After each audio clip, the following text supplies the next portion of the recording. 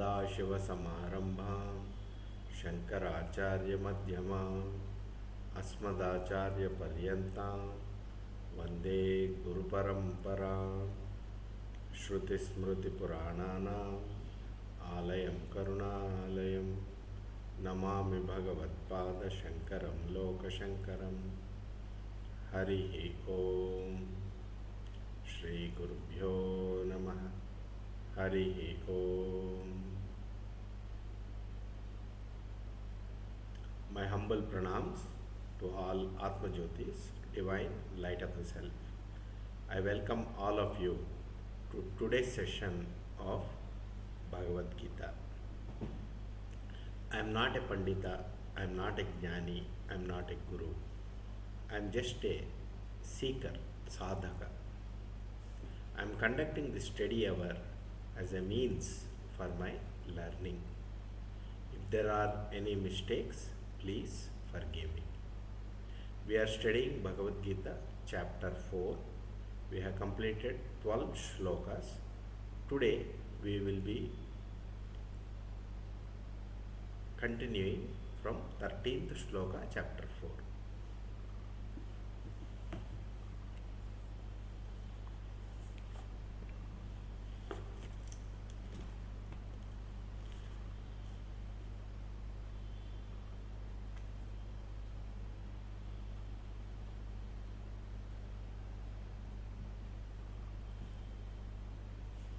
In chapter 4, shloka number 12, it was told that in the Bhuloka, in the earthly plane, men will propitiate different types of deities to fulfill their desires. They will propitiate different types of demigods to fulfill their desires. Why? Because the phala of the karma, I mean whatever propitiation they are doing, it is got quickly. They will be able to get the result of the karma quickly when they do a kamya karma, desire oriented action. By propitiating the demigods, they will get the results quickly. That's why they do that in the manushe loke, in the realm of earthly plane, human beings. So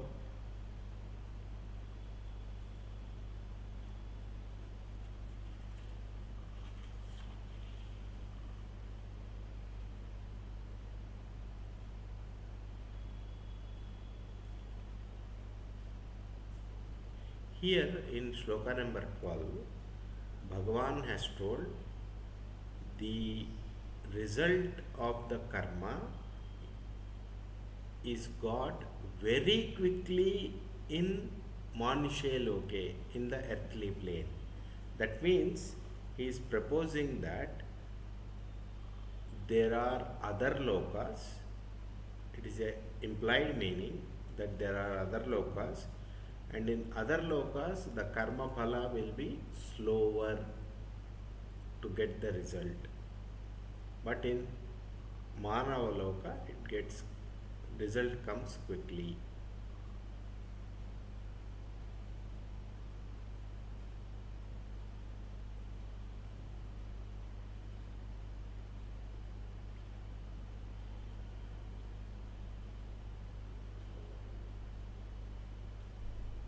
And in Manava loka, in the earthly plane, there are different ashrama dharma is there.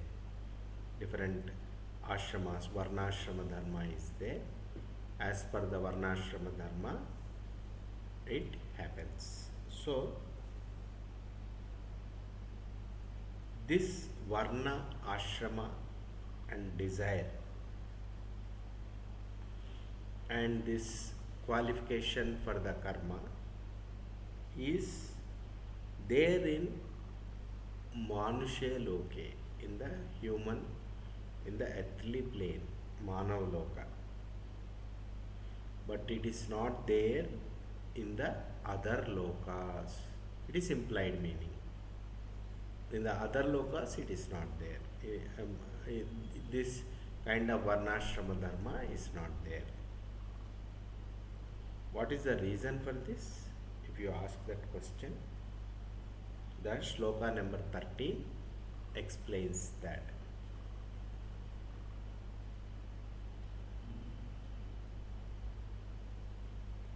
See,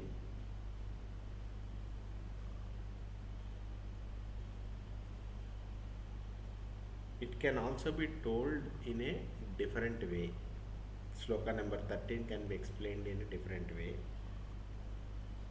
The seemingly different varna ashrama and based on age, etc., these differences, if you think that men are classified as that, even then, all the men, all the people, not only men, women, everyone, all the people, they are following the way of the God only.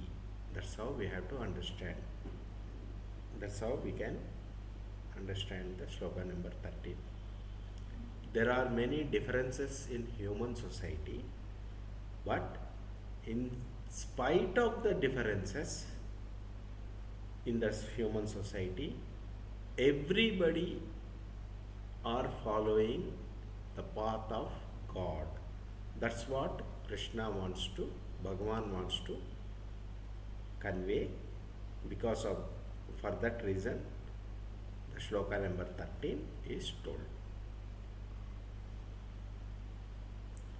Shloka number 13. चातुर्वर्ण्यम मया सृष्टम गुणकर्म विभागशः तस्य कर्तारमपि मां विद्या कर्तारमव्ययम्. What is this meaning?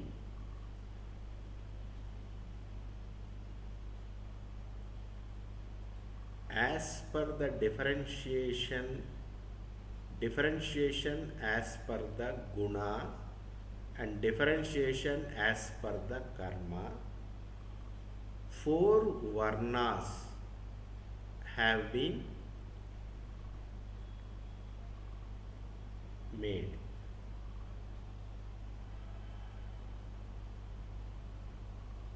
That kind of differentiation, I am the maker of that. However, know that I am not the karta for that differentiation. How to understand this?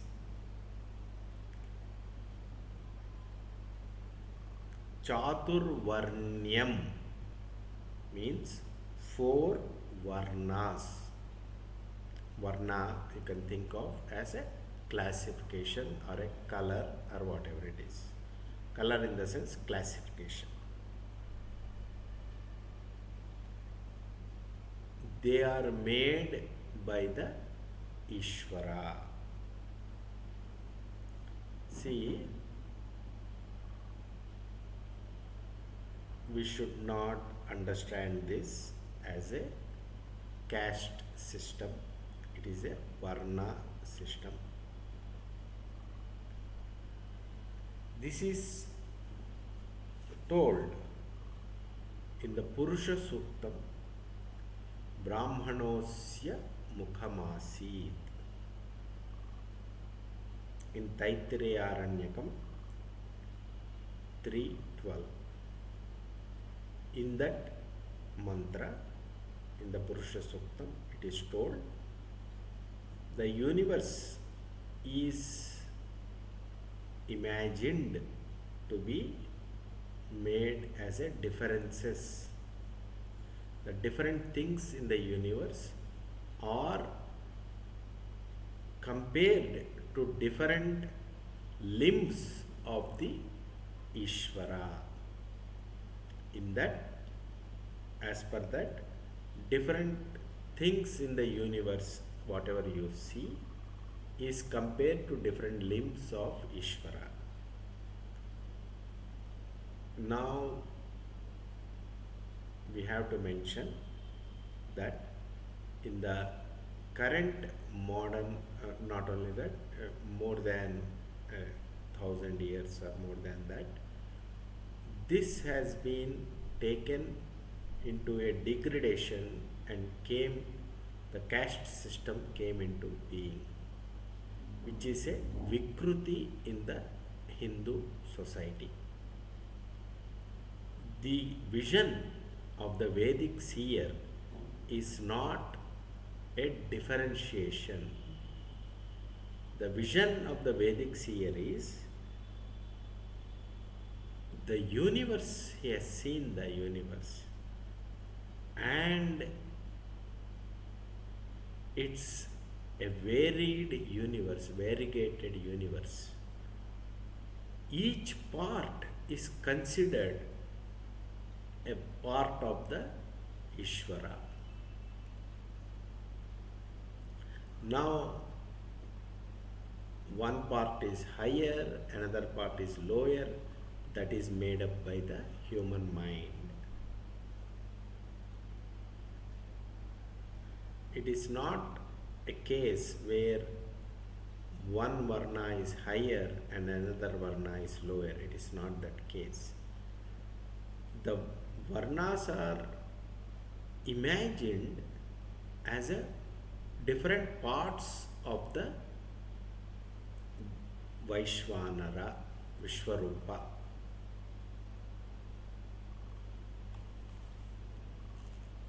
Gunakarma vibhagashaha, meaning guna is sattva, rajas, tamas are the gunas. Now, if a person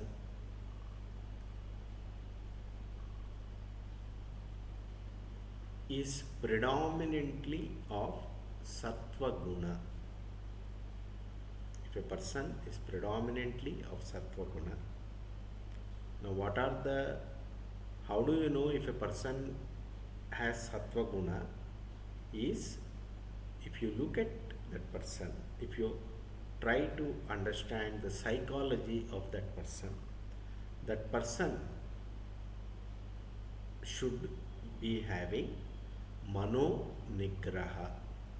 That person should be able to control his mind, his or her mind, from running away into various desires. That person should not be running after fulfilling the desires. And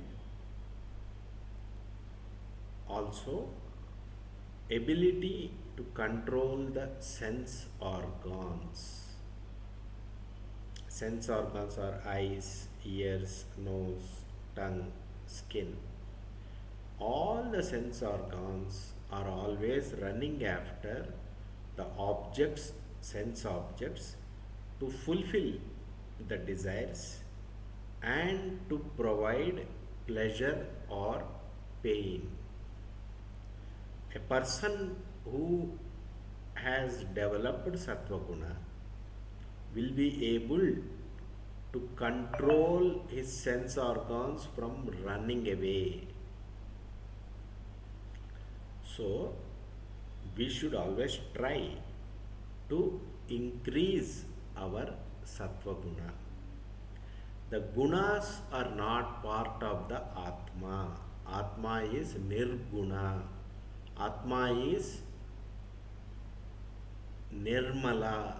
Atma does not have any of the gunas. It is nirmala, nirguna.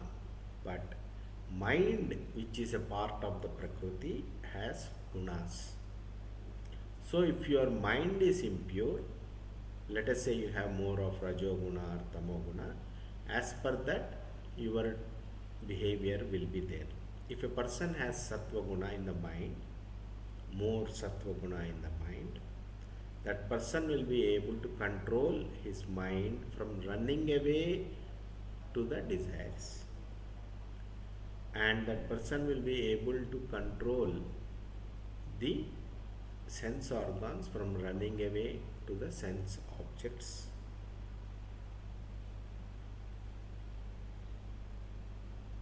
And that person will be able to focus on things which are beneficial to the larger humanity.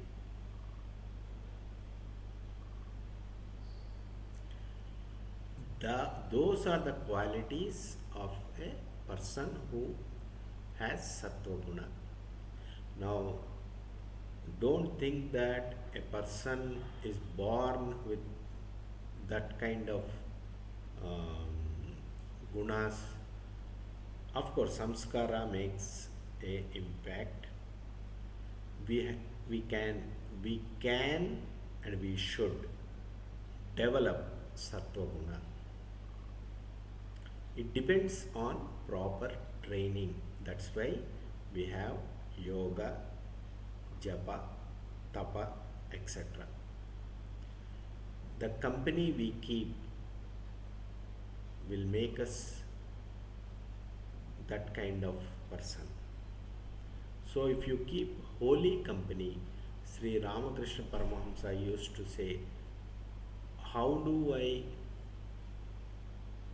progress in spiritual path?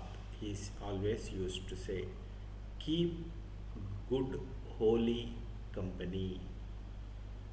So if we keep holy company, satsanga, and we keep up spiritual practice, the sattva guna quotient will increase in us,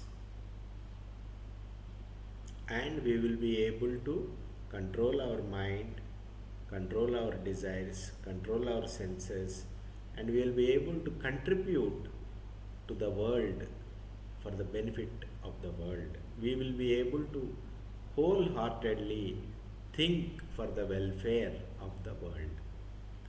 Such a person who has developed the sattva guna over lifetimes, samskara has developed, such a person is called a brahmana, not a person by birth.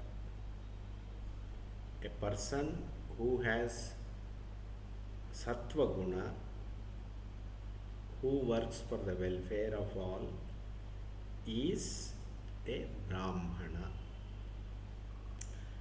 And in a brahmana, sattva guna is the pradhana guna, main guna. Of course, there is another guna called rajo guna. Rajo guna symbolizes passion and activity. So if a person has more of rajo guna, see again, this is what we develop. The company we kept and the practices we did makes us that kind of person. The food we eat and the habits we form makes us that person. It's not by birth. In effect, what I'm trying to say is, practice makes man perfect. The kind of practice you do, you can practice to improve sattva guna, you can practice to improve rajo guna, you can practice to improve tamo guna.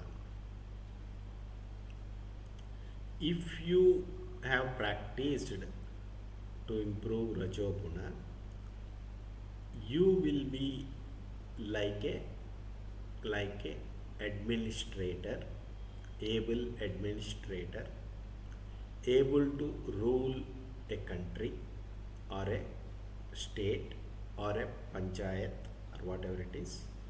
Able, if you develop leadership qualities, and if you are ambitious, you will be ambitious. you will be liking if people praise you,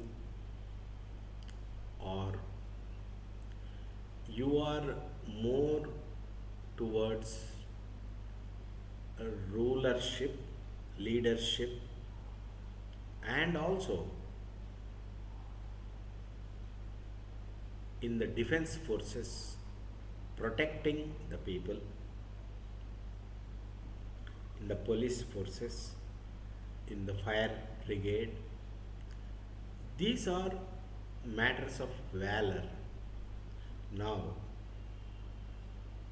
it doesn't mean that everybody will be able to have courageous disposition. Some people are naturally are disposed towards having a fighting abilities, not just physically, but their mind is also tuned in such a way that if somebody insults them, says something to them, they react in a aggressive, retorting manner. So that is one quality. If somebody insults, they will feel very bad. They want to take revenge. This qualities, what I explained, is a Rajoguna qualities. Yes, these also can be developed in a person. These are not leadership, these are not by birth, nobody is entitled to a rulership, a leadership. The way you train yourself, you can be a leader or you can be a teacher. It's all depends on how you train your mind. So a person who trains himself in a particular way, that person will be like that. So these persons, what I explained, these administrators, defense forces, and police forces, etc., fire brigade, and a ruler, leader role, they are called Kshatriyas. Again, in the Hindu society, what happened is, it has become by birth. By birth, nobody can become a Kshatriya. He should have that aptitude. That point is missed in our society. The qualities should be there, not by birth, but unfortunately in our society it has become a caste system. Everything became by birth. A Brahmana's son is considered a Brahmana even though he is not exhibiting the qualities which I have explained about Sattva Guna. A Kshatriya's son is considered a Kshatriya even though he does not have valor. Similarly, a person who has shown a disposition towards business, agriculture, generating wealth, such a person is called a Vaishya. It also comes from Rajoguna. See, it's a mixture, but a predominantly Rajoguna mixture will be there.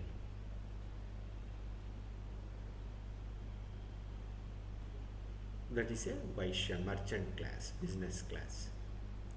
Now, a person who does not have the above three qualities, that person will be in a different disposition, mostly tamoguna disposition. They will be in the they'll be at a different level in the society.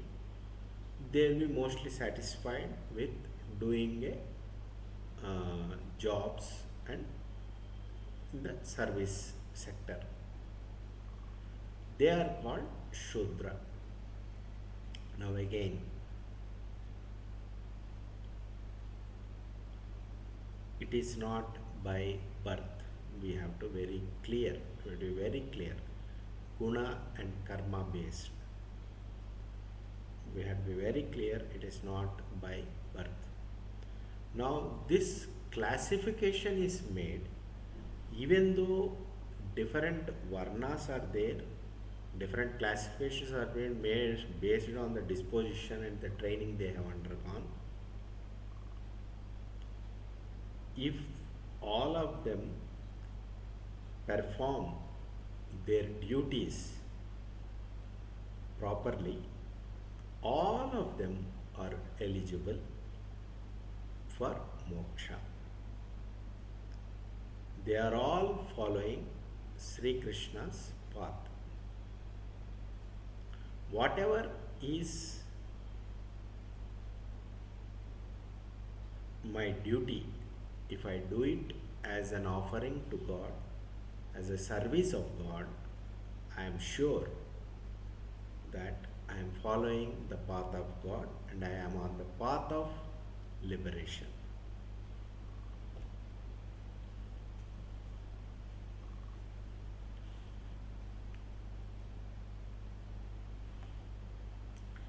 These four varnas are in the Manava Loka. These classifications are there in the earthly plane. These classifications are not there in the Swargaloka or other lokas. The heaven, it is not there.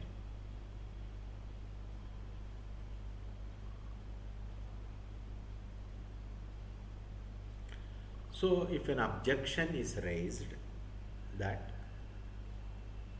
you have created, O Krishna, O Bhagavanta, you have created these four varnas in the Manavaloka, and in the heaven you have not created, you have created a different type of society.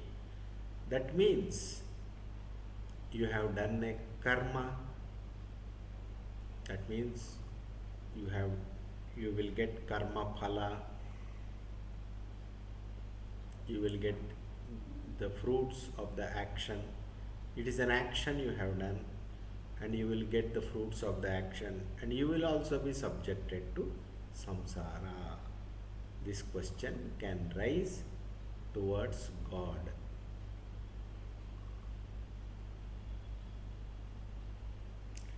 Therefore, if you are also subjected to samsara, you are not a liberated being.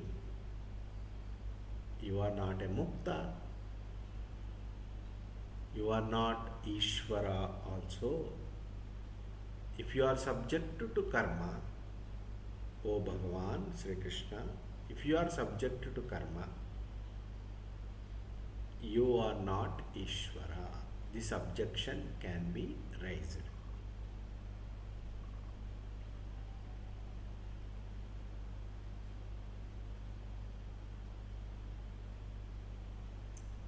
So what Krishna is saying is, what Bhagavan is saying is, whatever you are seeing here, whatever explained here, it's done with Maya, keeping the Maya under control, taking Maya. These are done, but I am beyond Maya. Maya does not touch Ishvara. Maya does not touch Brahman. Without Maya actually does not exist. Jagat does not exist. Jagat is asatyam. Everything is done with Maya. This is all Maya Prapancha. It's all appearance, it's not real. And Brahman alone is real. In a Paramartha aspect, I am beyond Maya. Therefore, I am not the actual karta for this. I am not the doer for this because I have not done this. I am not the doer. This is what. Therefore, as I am beyond Maya, there is no modifications in me, and I am indestructible, eternal being. I don't have samsara. I am not bound by samsara.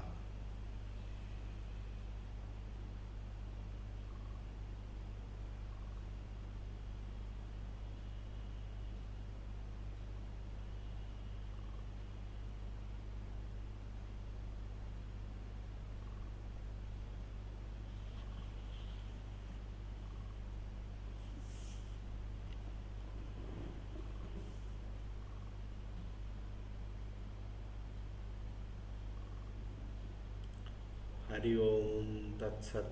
Shri Krishnarpanamastu.